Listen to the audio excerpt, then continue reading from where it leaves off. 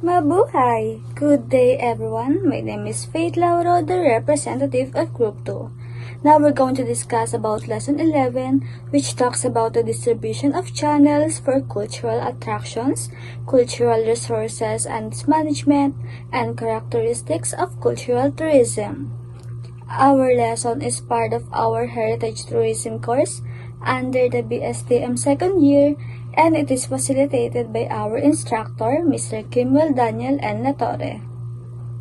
And now that I've already introduced our lesson, I would also love to introduce our group members who are all part of this presentation. Each of us contributed to make this possible, so let's meet everyone from our group.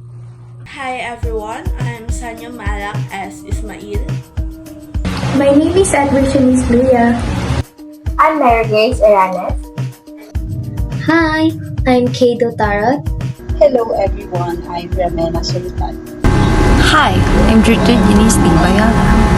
Hi, I'm Jasmine Navarro. Hi, I'm Malia Joyce Bacani. Good day, I'm Eliza Placido. Hi, I am Jercame S. Toledo. I am Francis Adrian Orenya. Hello everyone, and I am Loijic Di Rosete. Hello, I'm Francis Di Guzman. Hi, I'm Anne Margaret Lectura. Good day everyone, my name is Jeremy Lai. Now that you've met our group, let's get the fun started. To warm things up, we prepared a short game for you. We'll show you photos of famous cultural attractions around the Philippines, and let's see how many you can recognize. Ready? Let's begin! It is known for its cobblestone streets, ancestral houses, and horse-drawn carriages called calesas. Any guesses?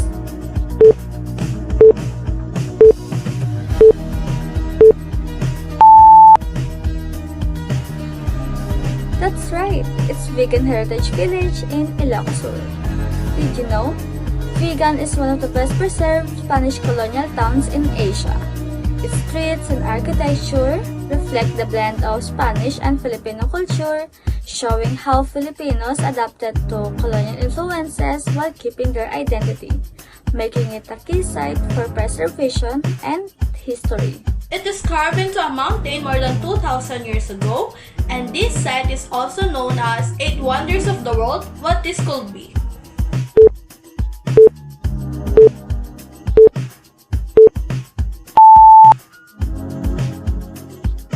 It is Banawe Rice Terraces of Ifugao. Terraces is not just an agricultural field, it also represents the skills and sustainable practices of the Ifugao people. It is built by hand using a traditional method. The terraces show a deep understanding of engineering, water management, and community cooperation. Beyond their practical use, it symbolizes the cultural heritage that preserves and passed by generation. It is a small but very important symbol of faith and history. It marks the spot where the first Christian Filipinos were baptized in 1521. Who thinks they know the answer?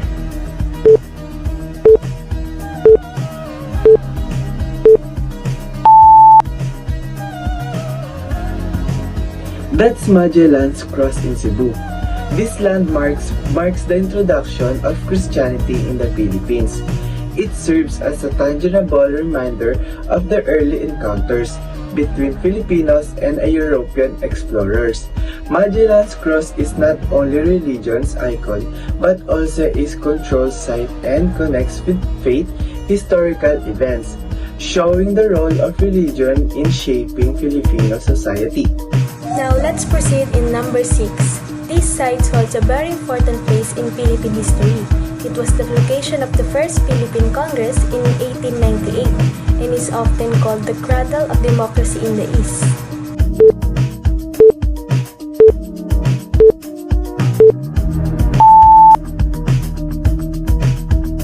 That is Barasin Church in Malolos, Bulacan. It stands as powerful symbol of Filipino independence and faith, where the Malolos Constitution was drafted and the first Philippine Republic was inaugurated.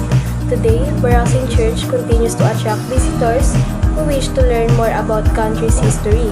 making it meaningful destination for both cultural and educational tourism. These unique hills are made of limestones and turn chocolate brown in the dry season.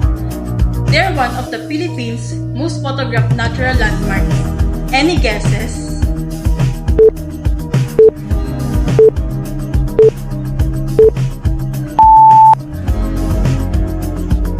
It's the Chocolate Hills in Bohol. These hills are not only geologically unique but also culturally important. They are tied to local folklore and community identity, representing the connection between natural landscape and cultural storytelling. The hills have become a symbol of Bohol and continue to attract visitors interested in natural heritage and its role in regional culture. This is the oldest stone church in the Philippines, famous for its intricate Baroque interior and historical significance. Do you know which one?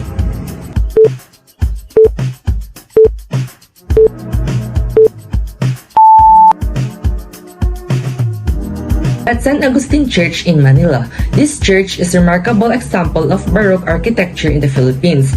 Beyond its religious significance, it embodies centuries of history and craftsmanship and resilience. San Agustin Church has survived earthquakes and wars, serving as a testament to the skill and education of early Filipino builders and their ability to preserve faith through architecture. This island protest played a key role during World War II in overlook the entrance to Manila Bay. So what do you think it is?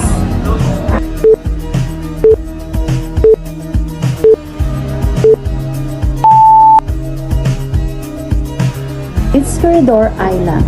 The island is a symbol of courage, strategy, and sacrifice. Its fortifications, tunnel, and memorial tells the story of wartime defense and the bravery of Filipino and Allied soldiers. Corridor preserved both historical memory and national pride, making it an important heritage site for education and reflection. And in number 10, this historical park is one of the largest in Asia and it is known as the site where our hero, Mr. Dr. Jose Rizal, was executed. Can anyone guess?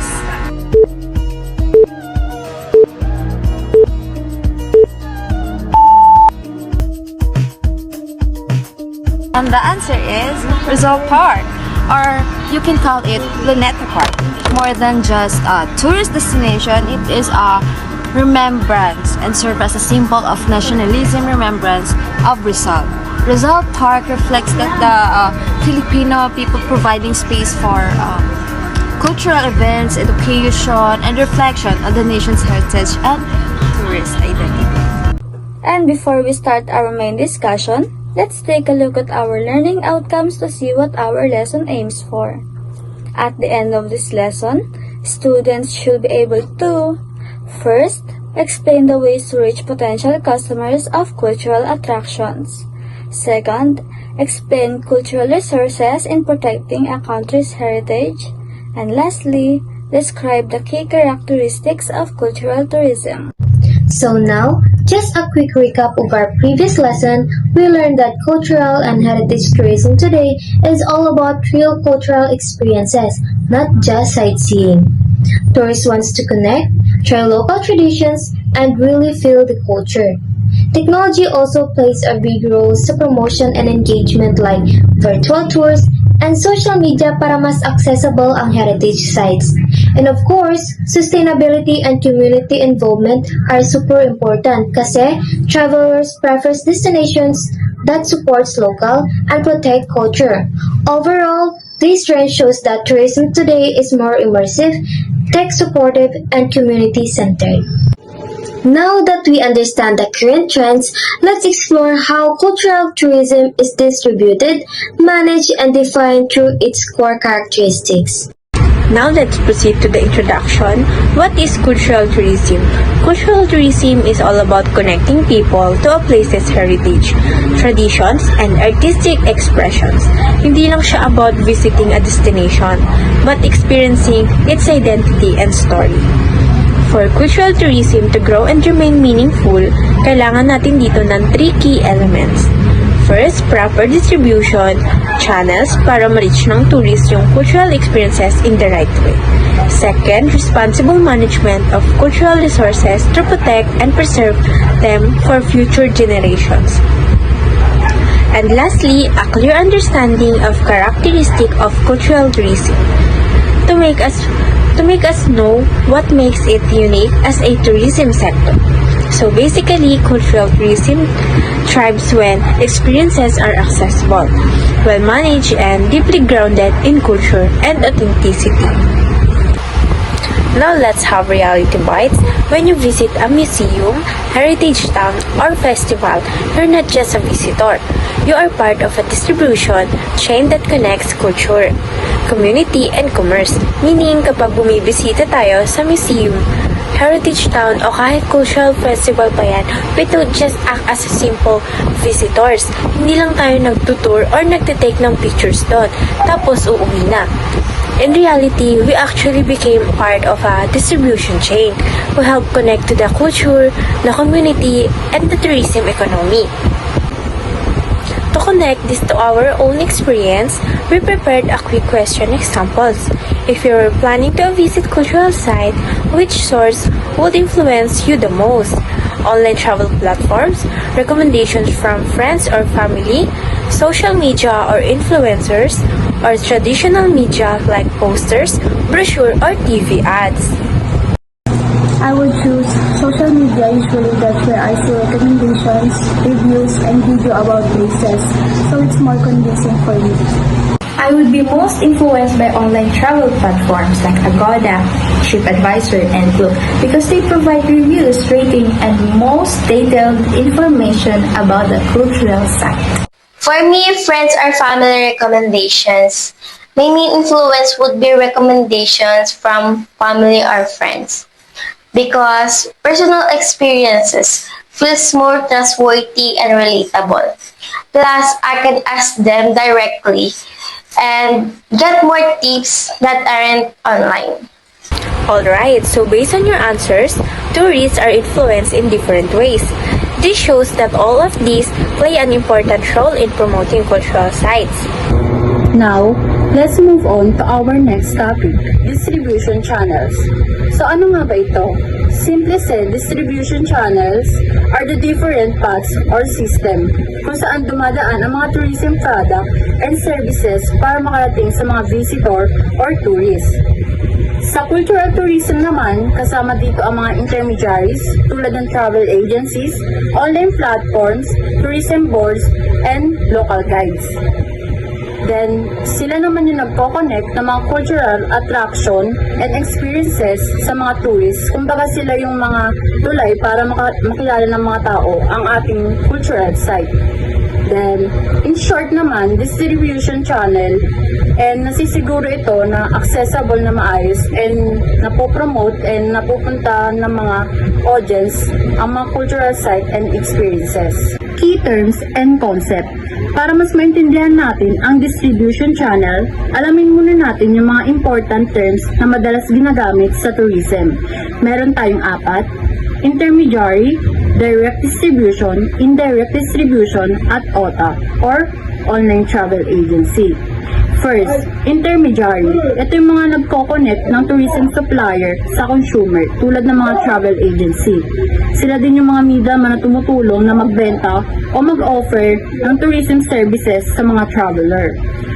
Second, direct distribution. Ito naman yung mga direct ang pagbebenta sa tourist gaya ng pag-book ng ticket sa museum, website o mismong hotel. Ibig sabihin, walang middleman, direct sa supplier ang tourist. Next, indirect distribution. Ito naman yung mga middleman dito tulad ng travel agency o online platform. Dito din dumadaan yung mga third party bago tayo makarating sa tourist. Lastly, OTA, online travel agency, tulad ng Klook o TripAdvisor na tumutulong sa tourists and ma-discover at mag-book ng experience online. Sila din yung mga modern version ng travel agency pero mas digital lang at mas convenient. Next, important of distribution channel. So, bakit nga ba importante ang distribution channel? Una, napapalawak nila ang reach ng cultural site. Ibig sabihin mas maraming travelers ang nakakita at naiengganyo bumisita. Pangalawa, mas napapadali rin nila ang access at information para sa mga visitor. Kaya mas convenient talaga na mag-plan at mag-book ng mga trip. Pangatlo, nakaka-attract din ito sa international tourists dahil dito nagkakaroon ng global exposure ang mga cultural destination natin. At panghuli naman is nakakatulong ito sa sustainable management ng visitor flow. Ibig sabihin hindi na na-overwhelm ang mga cultural site natin at na-preserve sila for a long time. Kaya tandaan natin, without effective distribution channel, mahirap maabot ng mga tourists ang mga cultural treasure na meron tayo. To better understand the distribution channels, let's clarify some important terms used in tourism. There are three main types. First is direct channels, where the destination or attraction handle everything on their own. For example, sa mga direct booking sa museum website or heritage site sa office. Second is indirect channels, kung saan may involvement ng agents or tour operators or online platforms who help to promote or sell. And lastly, we have hybrid channels. When we say hybrid channels, it is a combination of both direct and indirect methods. And may sarili silang website booking pero partner din sila with platforms like Klook or travel agencies.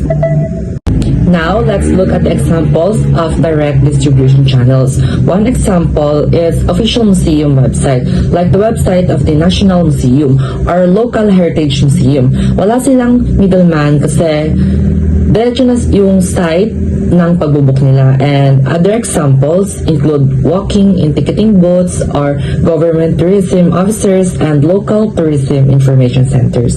Now, let's move on to indirect distribution channels. One example is travel agencies and tour operators. Like when a tourist book a heritage tour through a travel agencies, instead na nag-book sila dun sa site itself, hindi siya diretso sa attraction. So, merong middleman. So, may mag-handle ng booking at may mag-arrange ng booking nila. And other example naman is online travel agency and destination management companies and cultural event promoters.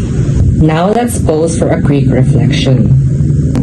If you were to promote a local heritage site, would you prefer direct or indirect marketing channels and why? I would choose direct channels because I prefer that the site directly shows the essence of the culture and tradition it wants to share with tourists.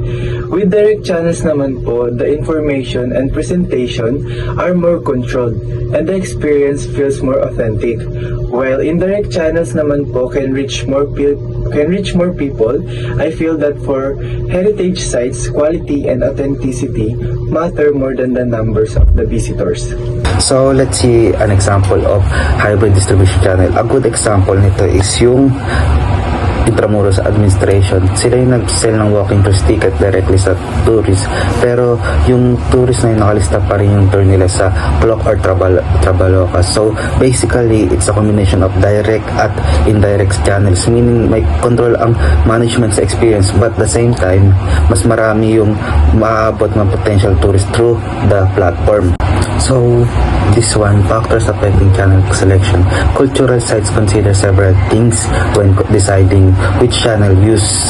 They think about their target market para malaman kung sino yung mga gusto nilang ma-reach. They also consider destination popularity kasi mas kailangan yung mga options na available. Budget and resources also matter since channel can be costly kasi mahal talaga mag-travel. And of course, the level of digitalization is important, especially if the site wants online bookings and promotion. And lastly, accessibility, which is yung gaano kadaling ma-access o mabook ng tourist ang isang bagay. So, madali nilang ma-experience. So the role of technology plays a big role making cultural sites and accessible and engaging. One example is mga online tickets, which is yung mga tourists mas makakapag-allow sila ng mas mapapadali sila mag-book ng ticket, and mas makikita nila yung mga tourist spots through visual tours. Give people chance to explore heritage sites kahit before sila dumating, and tools like geotagging and online reviews help tourists discover popular spots and magde-decide sila saan sila bibisita. So, example, kung pupunta sa Surigao and wala kang idea, and through online and visual technology is makakatulong sila para makita mo kung bet mo ba yung isang bagay na pupuntahan mo or hindi. Let's now proceed to the cultural resources. Cultural resources are basically everything that shows the identity, history, and traditions ng isang lugar. Pwede silang tangible like historical buildings, arts, or crafts na pwede mong makita o hawakan. Pwede rin silang intangible like rituals, music, dance, and local cuisine. Kasi ito yung nagpapakita kung paano nag-express at nagsa-celebrate ng culture ang community. Types of cultural resources. To make it simpler, we can group cultural resources into two main types. First, tangible resources. Ito yung mga physical things like monuments, museums, and heritage houses na pwede mong directly makita at explore. Second, intangible resources. Ito yung mga traditions, oral histories, and performing arts na hindi mo nahahawakan pero mahalaga kasi nagpapakita ng buhay, values, at identity ng community. Now, we have the importance of managing cultural resources. Managing cultural resources is important because it preserves national identity, promotes learning, supports sustainable tourism, and keeps experiences authentic. Kung maayos ang management, mas naiintindihan at na-appreciate ng mga visitors at locals ang culture. Natututo sila sa traditions and practices na poprotektahan ng community at environment at nananatiling authentic yung experiences kahit dumami ang turista. In short, proper management keeps culture alive, meaningful, and sustainable for everyone. Let's now have interactive question number 2. What cultural attraction in your hometown should be better managed to attract more visitors? So for me, in my hometown, I think it's Baclayan Church or other Bohol heritage sites could be better managed with improved organization, promotion, maintenance, and also accessibility. And with that, more visitors will attract and truly appreciate the beauty, the traditions, and the culture, and also truly experience the traditions authentic of Bohol. Management strategies. Next, let's look at some management strategies for cultural resources. Some key strategies include conservation and restoration program which help maintain and repair cultural sites para hindi masira or ma-preserve nila for future generation. Visitor education and interpretation teaches tourists about the importance and meaning ng heritage. And community involvement, hayaan natin ang mga locals na mag-participate at masama sila sa pag-preserve at pag-share ng mga culture nila. Public-private partnership brings together resources and expertise from different sectors to support heritage management, and use technology and preservation makes cultural sites more accessible to digital tools. Sustainable management. And now, we have sustainable management. Sustainable management is all about balancing economic gain and heritage preservation para hindi masira ang cultural sites habang nagkinabang ang tourism industry.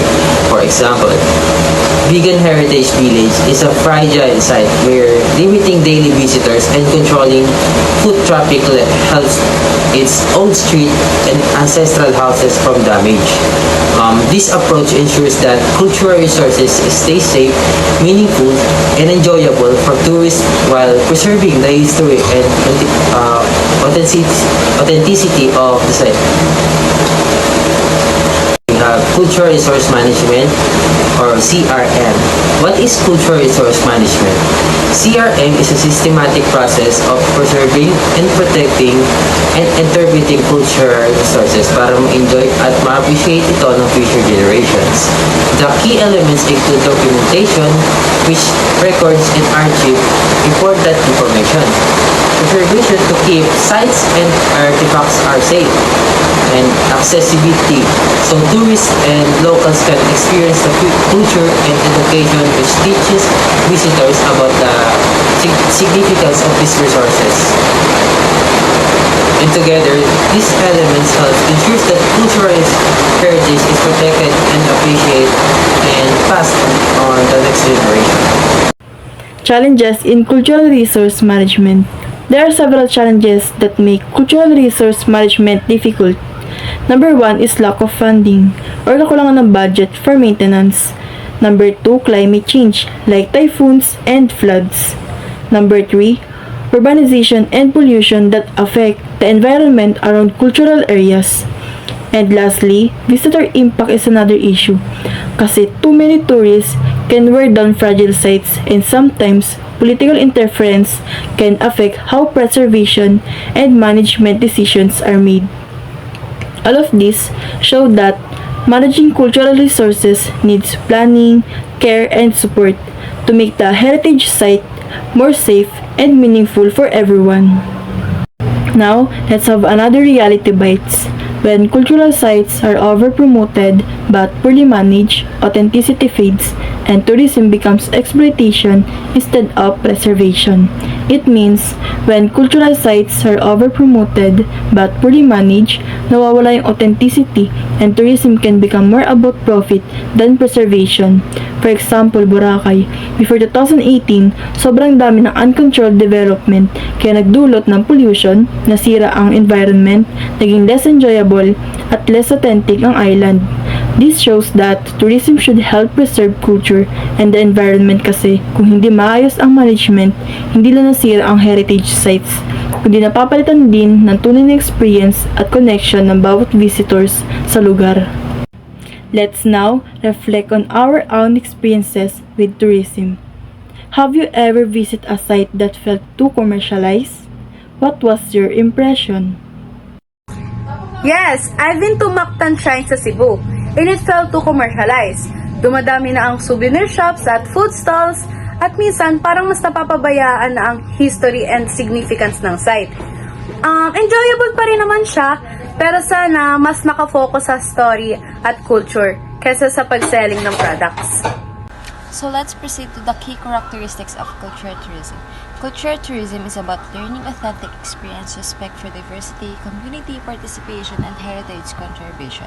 These characteristics helps visitor truly understand and participate the culture and traditions of a place. Through authentic experiences at involvement in community, tourists don't just see the culture, they experience it and keep it meaningful and protected for the future generations. Next, let's go over some key terms used in cultural tourism.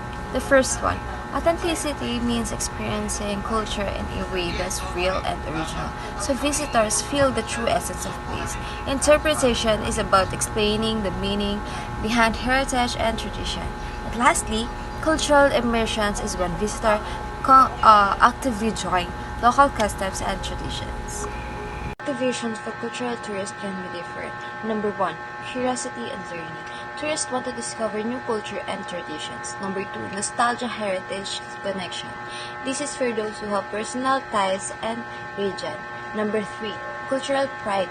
This talks about tourists that are proud to their culture. Number 4, search for meaning or identity.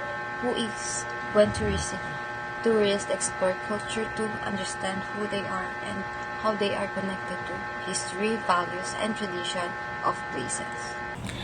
Good day everyone, and now we have life skills.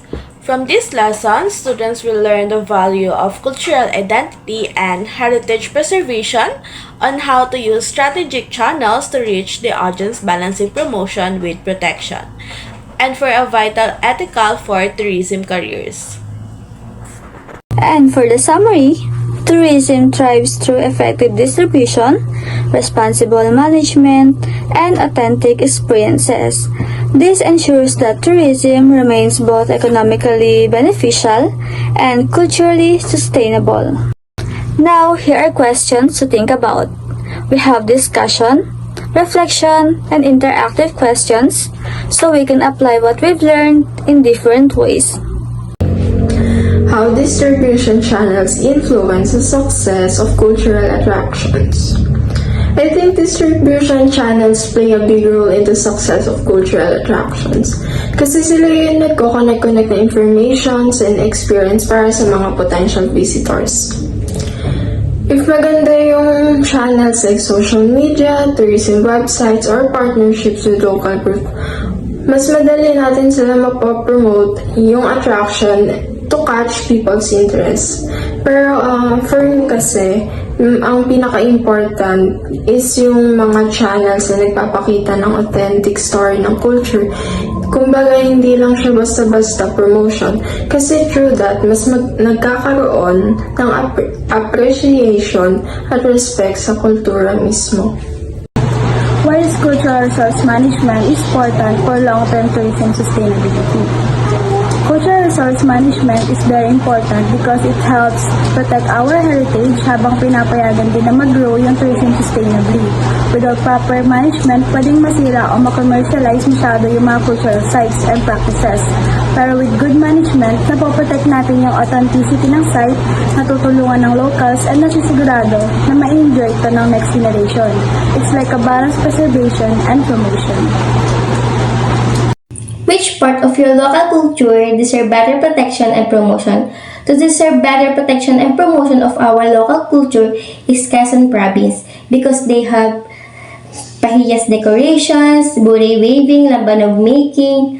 But minsan hindi natin sila napapansin kasi mas nakikita natin yung mainstream attractions. But for me, with these crafts and traditions, mas need natin ma-preserve ang traditional skills ng artisans natin para mas makilala yung cultural product natin.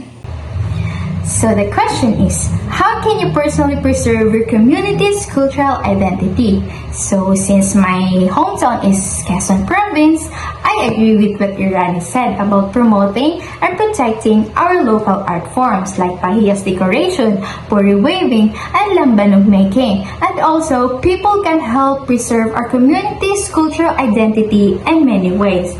Pwedeng i-share ang local products, sumali sa cultural events, and also i-share online para mas makilala pa ang Quezon Province. And also, pwede natin turuan ang kabataan tungkol sa mga old customs and practices para hindi ito makalimutan. And in this way, mapapanatili natin ang pride at pagmamahal natin sa ating sariling kultura. If you could design one new cultural attraction in your province, what would it highlight? For me, I would design a cultural center that highlights local traditions, art, and food. It would showcase traditional craft, musics, and dances, and have workshops where visitors can learn and participate. And lastly, for our end quote, a nation's culture resides in the heart and in the soul of its people by Mahatma Gandhi.